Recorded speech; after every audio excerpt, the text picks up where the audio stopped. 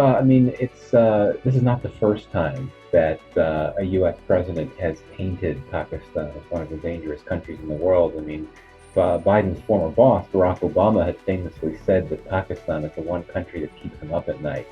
So I actually think that the comment about Pakistan being one of the most dangerous countries in the world is not as surprising as the other part of the statement, the part about nuclear weapons. That is more striking to me just because it's not very often in recent years that we have heard such a senior U.S. official publicly make reference to Pakistan's nuclear weapons in that way. I do think that the context is very important to keep in mind here. Biden's comments were made not as part of a policy speech, they were made as part of a broader, very long, at times rambling speech at a fundraising event. So, in that sense, while absolutely I recognize why there would be so much concern in Pakistan about these comments, because it's nuclear weapons he's talking about, and this is the president of the U.S. But I think that the what he said about Pakistan should be viewed in the context of the fact that he was referring, even perhaps in an offhand way, to Pakistan in a broader discussion about what he thought President Xi of China should be thinking about in terms of global challenges. So I don't think that Biden's comments about Pakistan were directed at Pakistan in any way. I don't think he was trying to send any type of message to Pakistan. It was a comment that he happened to make in a much broader speech in a very different type of context from a policy speech. My sense, and again, this is speculation. My sense is that the president was not trying to bring attention to concerns about nuclear safety or security in Pakistan. I don't think he was suggesting that there's no cohesion within the command and control system within Pakistan's nuclear sector. I really think that he was doing what senior U.S. officials have frequently done in the past when thinking about nuclear weapons programs in Pakistan, and that is to essentially situate Pakistan's nuclear weapons program against the backdrop of broader volatilities and concerns playing out in the country. And in the past, when Pakistan was dealing with a major threat of Islamist terrorism, including Islamist terrorists that directly threaten the U.S., then I think that there is a tendency to think about the nuclear weapons in that context, that Pakistan has nuclear weapons, and this is also a country that's dealing with a major threat posed by Islamist terrorism. That was in the past. I don't think that U.S. officials worry about that issue as much, though certainly they recognize the resurgence of the Pakistani Taliban. But I think now, in this case, what President Biden was getting at was what he would describe as the lack of cohesion within Pakistan on the whole, in all likelihood referring to polarization, political polarization in Pakistan, referring to an economic crisis that doesn't appear to have any type of immediate solution, and also the resurgence of the Pakistani Taliban. So all of that put together, my sense is that was what the president was referring to. He gets, like all U.S. presidents, intelligence briefs that highlight issues playing out in various countries in the world, including Pakistan. So I think that's what he was referring to when he was talking about nuclear weapons without any cohesion. Obviously, that's just my educated guess.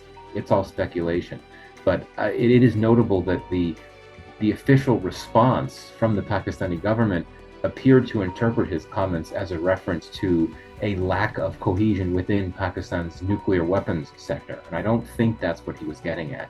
Now, in terms of why he would make these comments at a Democratic fundraiser, I really don't know, to be quite honest. Keeping in mind, again, that he didn't come to this fundraiser to talk about Pakistan, right? He did not come to this fundraiser to talk about Pakistan's nuclear weapons or about political or economic trends. He came to talk about other things, and he certainly wanted to talk about President Xi, and it was in that context that this reference to Pakistan came up, maybe because just a few hours before he was making this speech, he happened to read through some type of intelligence briefing about Pakistan. But I really don't think that he was intentionally trying to direct a message to Pakistan. He wasn't trying to direct a message about Pakistan to anyone, whether the funders in the room or to Pakistan beyond or anything like that. I really think it's important to see this as just an offhand remark that came out of a broader discussion he was having. I really think that the mood in Washington these days is not at all focused on trying to isolate Pakistan. And we've seen that there's been a surge of momentum in U.S.-Pakistan relations over the last few months. Um, and so I don't think that at this point in time, the president would be trying to do anything that would be meant to jeopardize that surge in momentum. I don't think that anyone in the U.S. government, from the president on down, would want to isolate Pakistan, especially with this momentum we've seen in non-security areas of cooperation. Now, some may say, okay, President Biden made this comment after the U.S. had recently released its new national security strategy, which did not mention Pakistan at all. And is that also meant to signify this idea that the U.S. doesn't want to deal with Pakistan, doesn't want to focus on it? I don't think that's the case at all. I mean, my sense is that we're starting to see here in Washington some receptivity on high levels to reframing the relationship with Pakistan to one that would emphasize non-security cooperation. Even that would be a challenge because of bandwidth issues and other things. But I think the days are past when the U.S. would be wanting to isolate Pakistan. It simply would not make sense at this point in time. Even though I would certainly argue that the U.S. does not have an interest in and strengthening and deepening its security relations with Pakistan. That does not mean that the U.S. wants to isolate Pakistan. On the other hand, I think it's a positive that it should be seen as an opportunity that the U.S. wants to look at how to strengthen relations with Pakistan in other areas, whether you're talking about trade, investment, education cooperation, humanitarian assistance in the case of the floods, and so on. So no, I do not agree with those that believe that President Biden's comments were a veiled threat against Pakistan. Far from it. Well, this is the problem, that the timing of President Biden's comments was very unfortunate, to put it mildly, in the sense that the U.S. is indeed keen to see a Pakistan that's more stable politically, socially, and in a broader sense as well. And one thing we've seen in recent months is that anti-U.S. sentiment has been growing within the broader political and public discourse, in great part because of this narrative that Imran Khan has put out there, that the U.S. government was involved in his ouster.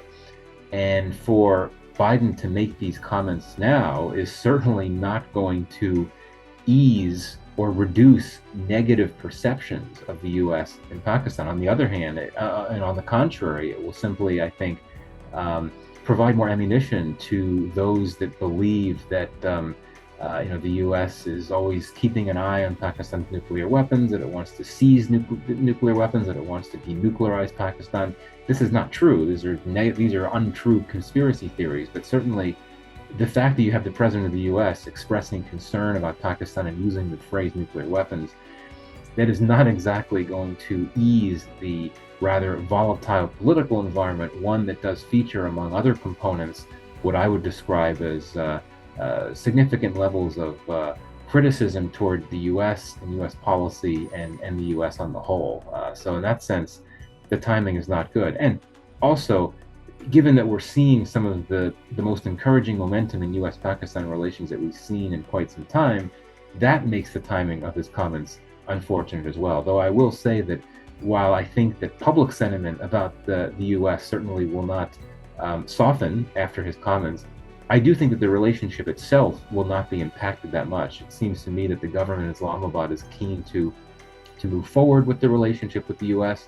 The Pakistani foreign minister's comments actually appeared quite conciliatory. He said, this is why we need to have more engagement with the U.S. to get through these misunderstandings about our nuclear weapons program. So the messaging from Islamabad suggests that this incident is not going to harm the relationship.